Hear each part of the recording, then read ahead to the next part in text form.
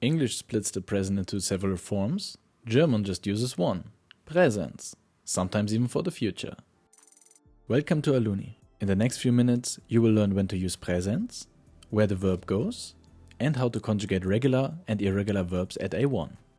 And at the end, you will get one simple trick to tell regular and irregular verbs apart, plus a free exercise. We use Präsens for things happening right now, for habits, routines, general truth, and even for the future, when a time word is present.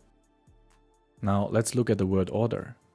In a normal main sentence, the verb is always in position 2. The first position can change, but the verb stays second. With a separable verb it's the same. The conjugated verb is in position 2 and the prefix goes to the end. In W questions, the verb comes right after the question word. In yes or no questions, the verb takes first position. With modal verbs, the modal verb is in position 2 and the main verb stays in the infinitive at the end. As you can see, German verbs change their form depending on the subject.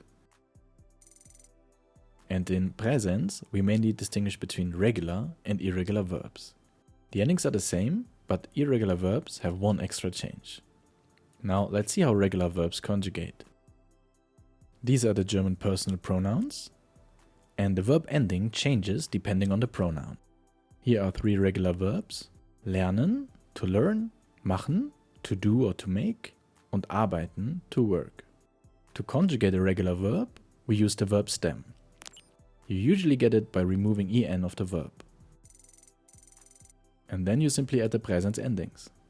First, take a second to check if you know any form already.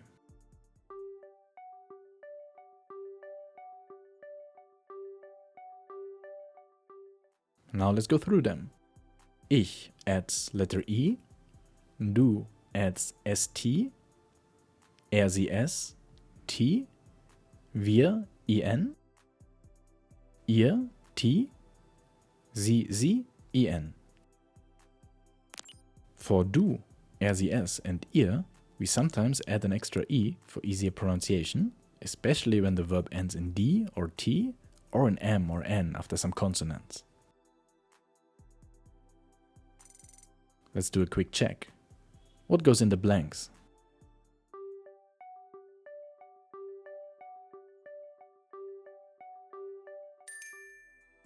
Did you get them right? Perfect. Now let's move to starke Verben, strong, irregular verbs. We will use fahren to drive, geben to give, and lesen to read. First, the good news. The endings are exactly the same as with regular verbs. And in 4 out of 6 forms, the verb looks completely regular. The main difference is only in du and sie s. Here, the stem vowel can change. The tricky part is there is no single rule for that vowel change, but you will learn these patterns over time. Sometimes a vowel can become an umlaut. Fahren, for example, becomes du fährst, sie es fährt. Sometimes the vowel changes completely. Geben becomes du gibst and sie es gibt. And sometimes I becomes IE. Like in lesen, du liest, sie es liest. One more detail, in the do form, if the verb stem already ends in an S sound, we don't add another S. So, in Präsens, irregular verbs use the same endings, but du and sie es can change the vowel. And of course there are exceptions. Quite a few irregular verbs in German conjugate regular in Präsens. For example, fliegen to fly. And some can change more than just the vowel. For example, nehmen to take. You will learn these exceptions step by step on your journey. Let's check again. What are the full sentences here?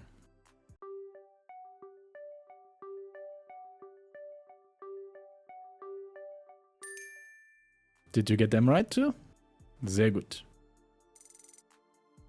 Now let's look at 3 of the most important German verbs in Präsens: sein, haben, werden, and then we look at modal verbs. Their conjugation is quite unique, so it's best to learn these forms early. For sein, to be, the conjugation is ich bin, Du bist, er sie es ist, wir sind, ihr seid, sie sind. For haben, to have, it's ich habe, du hast, er sie es hat, wir haben, ihr habt, sie haben. And werden, usually to become, is ich werde, du wirst, er sie es wird, wir werden, ihr werdet, sie werden. Now let's look at a big picture of modal verbs. Good news, the plurals are straightforward, they follow the normal Präsens pattern. The singular forms are quite special. The verb stem changes compared to the infinitive, except for sollen. Ich and er sie es have no ending, and du takes st.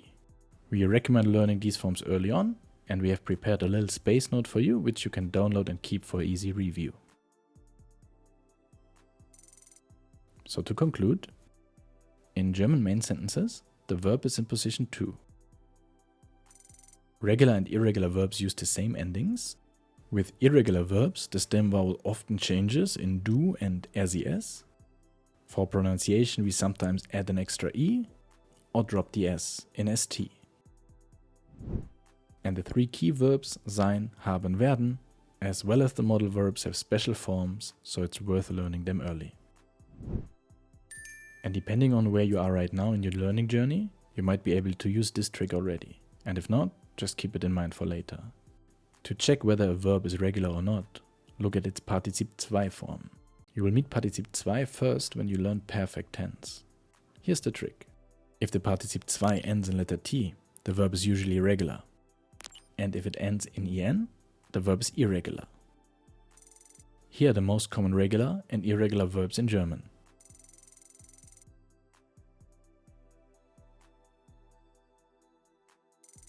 Alright, enough theory. Now it's your turn. We prepared a free A1 PDF exercise on Präsens. You will find it in the description. And if you want some expert support on your journey, Alluni offers German courses with native teachers. Just visit our website and get in touch. And for more German video lessons, just head to our channel. We have a lot of content for you there. Danke fürs Schauen und bis bald bei Alluni.